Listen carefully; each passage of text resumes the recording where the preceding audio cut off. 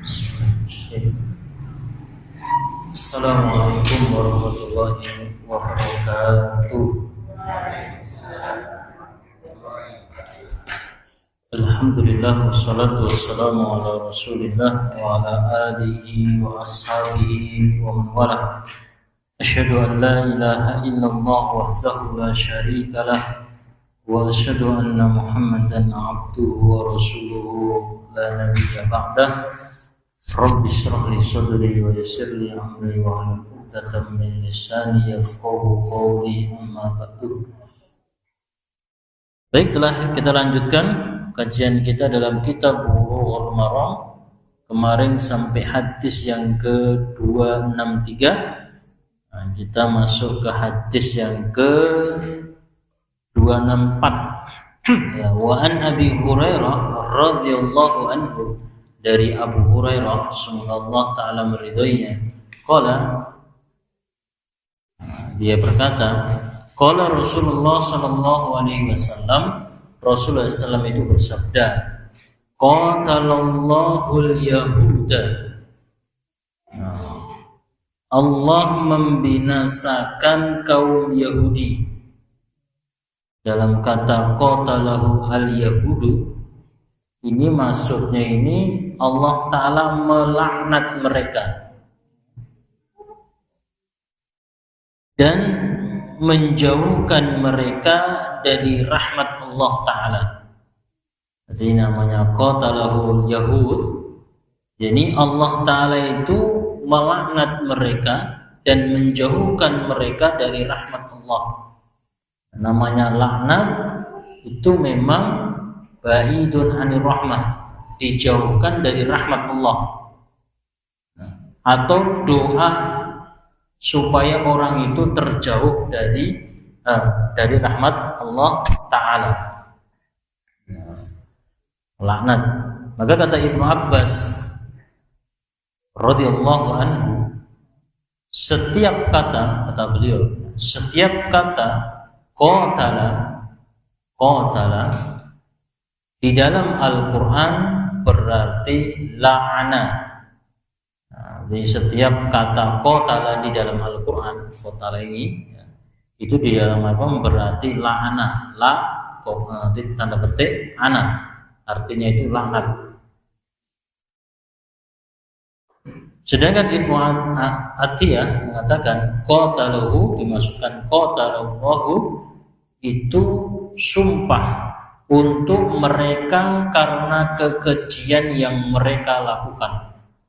Sumpah untuk mereka karena kekejian yang mereka lakukan. Maka kalau qatalallahu yahud, kalau di sini diartikan Allah membinasakan kaum Yahudi, ada yang mengartikan Allah Ta'ala melaknat orang Yahudi. Allah Ta'ala itu menyumpah mereka, melaknat mereka karena kekejian mereka. Maksudnya seperti itu. Para ulama mengartikan seperti itu. Kalau di sini Allah membinasakan kaum Yahudi.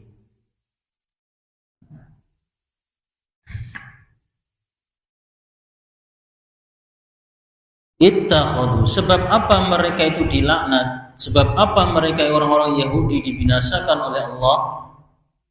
Karena orang Yahudi ini kan memang masih garis keturunan dari Bani Israel, Nabi Yakub alaihi salam. Bani itu artinya anak turun, Israel itu artinya Abdullah, hamba Allah, yakni nama lain dari Nabi Yakub alaihi salam. Maka Bani Israel, anak turun Israel, ini Nabi Yakub alaihissalam. Sedangkan Nabi Yakub alaihissalam ini putranya Ibrahim alaihissalam dari istrinya Sarah. Kalau Hajar itu punya anak namanya Ismail, istrinya Kaleh. Ibrahim istrinya dua beliau.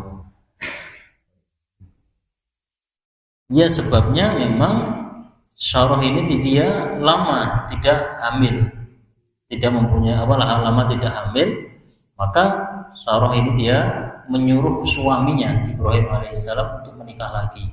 Sing goleke nggih Sarah sendiri. Nah, nikahono Hajar ini. Dan itu Hajar ini turun temurun keluarlah yang namanya keturunan Ismail alaihissalam, dan nasab ini sampai Nabi kita Nabi Muhammad sallallahu alaihi wasallam. Nah, sebab apa mereka orang Yahudi? Jadi orang Yahudi ini masih dalam lingkup keturunan Bani Israel, tapi orang Yahudi ini yang menyimpang mereka ini. Karena mereka itu mengatakan Uzair itu anak Allah. Subhanallahi amma yusifun, ya. Maksudnya Allah dari apa yang mereka sifatkan. Kalau orang-orang Nasara itu mengatakan Isa itu anak Allah. Kalau orang Yahudi mengatakan Uzair itu ibnullah, anak Allah. Subhanallahi amma yasifun. Maksudnya Allah dari yang umum mereka itu mensifati Allah dengan sifat seperti itu. Ini menyimpang dia, orang Yahudi yang menyimpang. Bahkan mereka sudah keluar. Sebab apa mereka itu dibinasakan? Sebab apa mereka itu dilaknat oleh Allah, dijauhkan dari rahmat oleh Allah? Ittakhadu qubura anbiya'ihim masajida. Karena mereka itu menjadikan kuburan nabi-nabi mereka sebagai masjid. Kalau kita dari awal mengerti makna masjid itu apa? Tempat sujud, tempat untuk beribadah.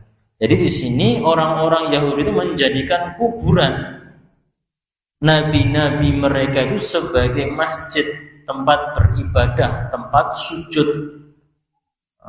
Maka Allah membinasakan mereka. Hadis ini muttafaqun alaih, dan Muslim menambahkan wa Nasara, dan orang-orang Nasara. Jadi di riwayat Imam Muslim itu dikatakan Allah itu membinasakan, melaknat, menjauhkan dari rahmat Allah Ta'ala kaum Yahudi dan Nasara. Nah, kaum Yahudi ini menisbatkan mereka itu dengan keturunannya Nabi Yakub alaihissalam, seperti Daud, Sulaiman. Mereka itu menganggap nabi-nabi mereka itu Musa alaihissalam dan sebagainya. Sedangkan kaum Nasara ini juga masih dalam Bani Israel, keturunan Nabi Israel, keturunan Israel, tapi mereka itu pengikutnya Nabi, mengaku sebagai pengikut Nabi Isa alaihi salam, orang Nasara. Jadi orang Yahudi, kata Rasulullah SAW, itu memang terpecah belah menjadi 72 kelompok dia. Ada Yahudi ini, ada Yahudi ini, banyak sekali. Kalau orang-orang Nasara ini juga terpecah menjadi 72. Nasara itu banyak sekali. Nah, maka mereka itu dilaknat oleh Allah, dibinasakan oleh Allah, sebab mereka itu menjadikan kuburan nabi-nabi mereka itu sebagai tempat sujud, sebagai tempat ibadah, masjid.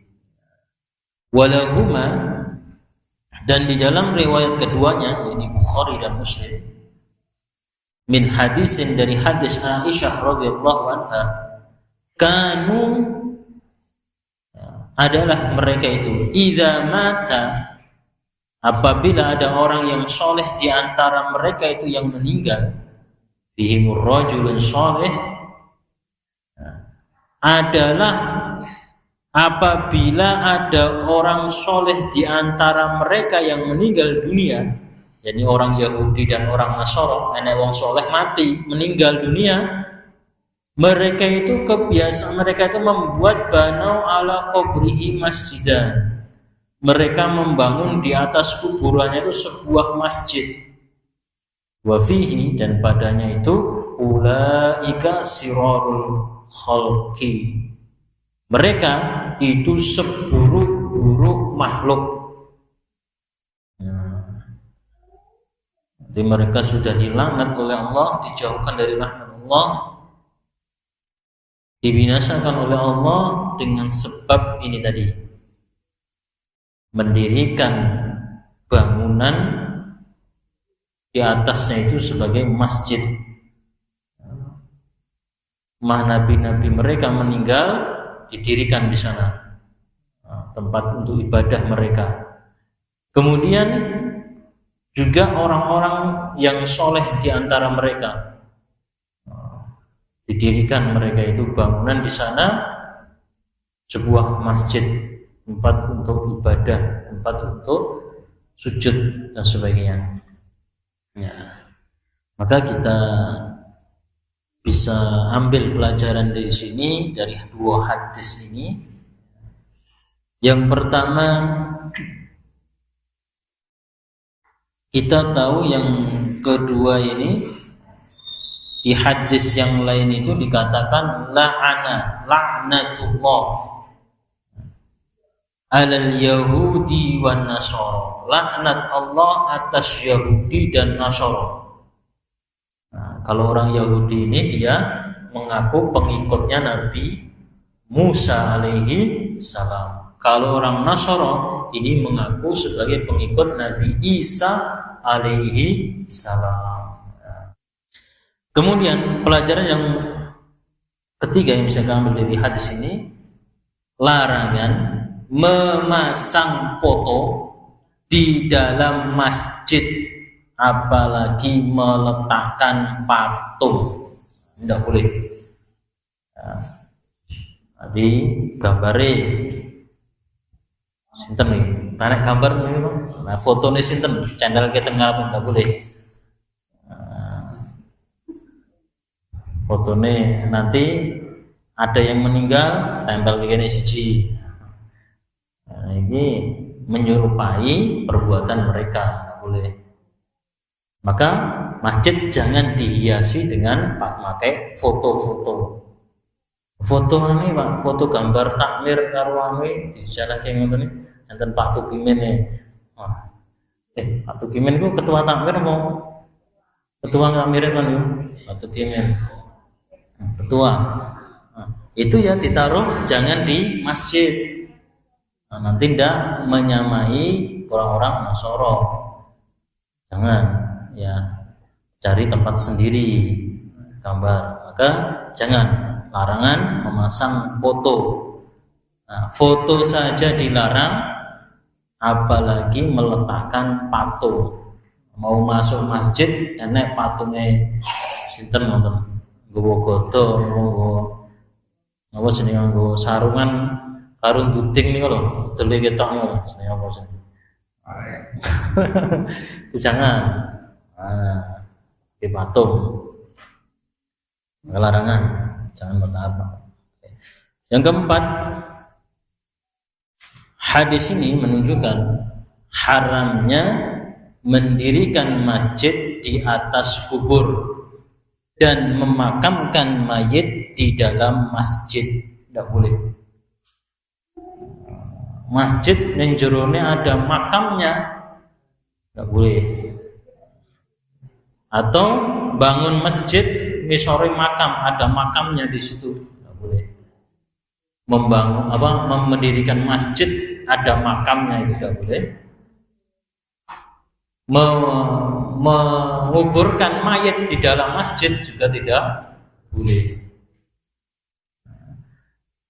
Nah, sampingnya makam Pak, jajaran masjid itu kan tidak membangun di atas kuburnya, tapi di samping, masih kelihatan tembok, masalah di dalam tidak boleh. Kan masjid yang dibangun dekat masjid kan itu ada fungsinya dia. Kalau memasukkan mayat itu untuk disolati anak nggoni. Terus juga orang yang sudah selesai itu ya juga sholat dan ingat iki enek mati, iki enek masjid. Lah kowe kapan arep sholat? Apa nunggu mati? Sholat sebelum kowe mati.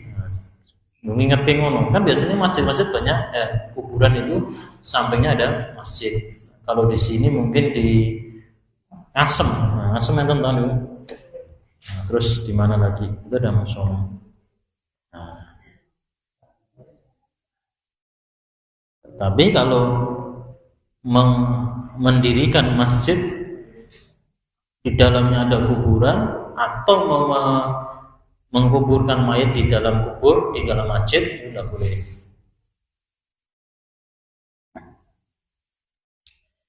Maka hadis ini juga menjelaskan bahwa tidak sah sholat di dalam masjid yang ada di dalamnya itu kuburan dan patung. Di masjid jerone patungnya ada kuburannya, karena ini memang menyerupai, mirip menyembah patung, sama halnya sholat di tempat pemakaman tidak boleh. Sholat di jero pemakaman ada gelar kloso di situ, sholat di situ tidak boleh. Tapi nek sholat jenazah boleh. Tapi nek sholat 5 waktu neng makam, aku tak sholat neng makam gelar kloso. Dan ingat mati sisan, tidak boleh. Nah, jangan. Kalau omai cedak kuburan, sinten sing omai cedak kuburan iki? Amul kan? Ada temboknya, tidak masalah, ada penutupnya. Dia tidak langsung menghadap ke makam. Karena memang orang-orang Quraisy zaman dulu itu juga menjadikan orang-orang soleh mereka itu awalnya dibuat patung. Nah, lama kelamaan mereka itu disembah, ya, seperti di dalam surat An-Najm, ya, ayat yang ke-19 sampai 23. Afara'aitumul Lata wal Uzza wa Manata tsalitsatal ukhra. Jadi orang-orang musyrik itu punya patung jenenge Lata, Uzza dan Manat. Nanti udah waktunya udah habis ya. Insya Allah kita sambung. Siapa Lata itu, siapa Uzza itu, siapa Manat itu yang dipuja-puja oleh orang-orang musyrik di zaman Nabi kita Nabi Muhammad Sallallahu Alaihi Wasallam. Baik, dari sini mungkin ada yang ingin tanyakan sebelum saya akhiri. Tidak ada, ya? Sama paham? Mungkin di daerah kita belum ada nih. Kalau kita tahu di negara yang lain itu ada gambar-gambar masjid itu. Bahkan jerone aneh kuburan di barang.